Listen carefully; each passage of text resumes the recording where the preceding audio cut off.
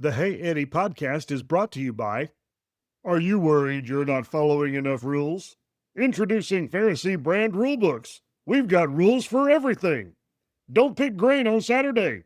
Don't eat with those people. Don't be happy when you should be sad. Don't help someone if it's the wrong day of the week. Our newest edition has 4,000 pages and weighs 37 pounds. You'll be so busy following rules, you won't have time to actually love anybody. Wait, that sounds awful. You know what? Forget the rule book. Just love God and love people. That's way easier. Pharisee brand rule books, a product that completely misses the point. Now available in extra heavy and ridiculously heavy. Side effects include grumpiness, judging your neighbors, and missing out on dinner parties with Jesus.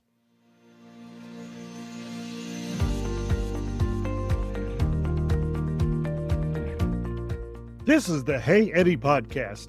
I'm your host, Cousin Michael. The Hey Eddie podcast is dedicated to helping kids like my cool cousin Eddie learn about the Bible and learn important lessons about God, about Jesus, and about life. The Bible is indeed God's gift to kids, a lamp to our feet and a light to our path. On today's episode of the Hey Eddie podcast, we're going to be studying Mark chapter 2, verse 13 through chapter 3, verse 6 in a lesson titled The Troublemaker. This lesson will teach us that Jesus came to help people, not to follow religious rules that get in the way of loving them, and he has the authority to show us what God is really like. Our key memory verse is Mark chapter 2, verses 27 and 28. The Sabbath was made for man, not man for the Sabbath. So the Son of Man is Lord even of the Sabbath.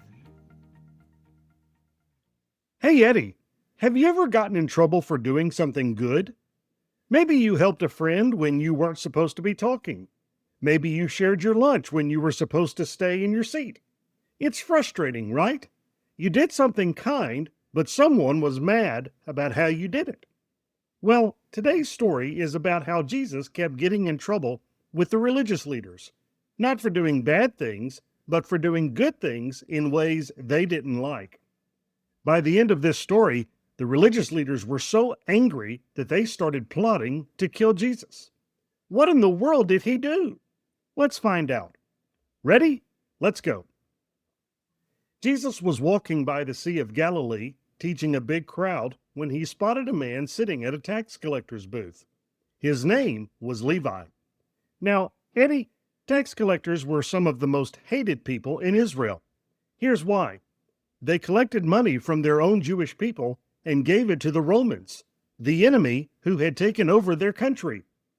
Plus, tax collectors were famous for being sneaky and dishonest. They would charge people more than they owed and keep the extra for themselves. Most religious people wouldn't even go near a tax collector. They were considered traitors and sinners. But Jesus walked right up to Levi and said 2 words, "Follow me." And guess what Levi did? He got up and followed Jesus. Just like that. He left his job, his money, everything, and became a disciple. But wait, it gets even crazier. Levi threw a big dinner party for Jesus. And who did he invite? His friends, other tax collectors, and people everyone called sinners. So picture it. Jesus is sitting at a fancy dinner, reclining at the table, eating and laughing with a whole room full of people that the religious leaders thought were the worst people in town. The Pharisees, the religious rule keepers, saw this and were shocked. They asked Jesus' disciples, "Why does your teacher eat with tax collectors and sinners?" In those days, sharing a meal with someone meant you accepted them. You were saying, "These are my friends. I'm on their side." So Jesus eating with sinners was like saying, God welcomes these people. Jesus heard what they were saying and answered, "It is not the healthy who need a doctor, but the sick. I have not come to call the righteous, but sinners." Boom! Jesus said it plainly. I'm like a doctor. Doctors don't hang out with healthy people all day. They go where the sick people are. I came to help sinners, not people who think they're already perfect. The complaints kept coming. Some people noticed that John the Baptist's followers and the Pharisees' followers were fasting, going without food as a way to pray and show devotion to God. But Jesus' disciples were not fasting. They were eating and celebrating. So they asked Jesus, "How come your disciples don't fast like everyone else?" Jesus answered with a question. How can the guests of the bridegroom fast while he's with them? A bridegroom is like the groom at a wedding, and weddings are parties. Nobody fasts at a wedding. You feast, you celebrate. Jesus was saying, I'm here. This is like a wedding celebration. Why would my friends be sad and hungry when the most important person in the world is right here with them? Then Jesus said something important. No one sews a patch of new cloth on an old garment, and no one pours new wine into old wineskins. What does that mean? New cloth shrinks when you wash it. If you sew new cloth onto old clothes, the new patch will shrink and rip the old clothes even worse. And wineskins were like leather bags that held wine. Now, wine is still bubbly and expanding. If you put it in an old, stiff wineskin, the pressure will make it burst. Jesus was saying, what I'm bringing is new. It's so new that it won't fit into the old ways of doing things. You need new wineskins for new wine. The Pharisees wanted Jesus to fit into their old rules, but Jesus was bringing something brand new, the kingdom of God. One Sabbath day, the Jewish day of rest, Jesus and his disciples were walking through a grain field. The disciples were hungry, so they picked some heads of grain to eat. The Pharisees saw this and were furious. Look, why are they doing what is unlawful on the Sabbath? See, the Sabbath had tons of rules about what you could and couldn't do. And the Pharisees decided that picking grain counted as harvesting, which was work. Work on the Sabbath, illegal. But Jesus wasn't having it. He said, have you never read what Jesus did when he and his companions were hungry? He went into the house of God and ate the special bread that only priests were allowed to eat. Jesus was pointing out that even the great King David broke a rule when his people were hungry, and God didn't punish him. Why? Because people matter more than rules. Then Jesus said something huge. The Sabbath was made for man, not man for the Sabbath. So the Son of Man is Lord even of the Sabbath. Whoa, think about that. God made the Sabbath as a gift to help people rest and worship. People weren't created to serve the Sabbath. The Sabbath was created to serve people. And then Jesus called himself Lord of the Sabbath. That means he gets to decide what the Sabbath is really about, because he's the one who made it in the first place. Another Sabbath, Jesus went into a synagogue. There was a man there with a shriveled hand. It was all withered and useless. The Pharisees were watching Jesus like hawks. They weren't there to worship.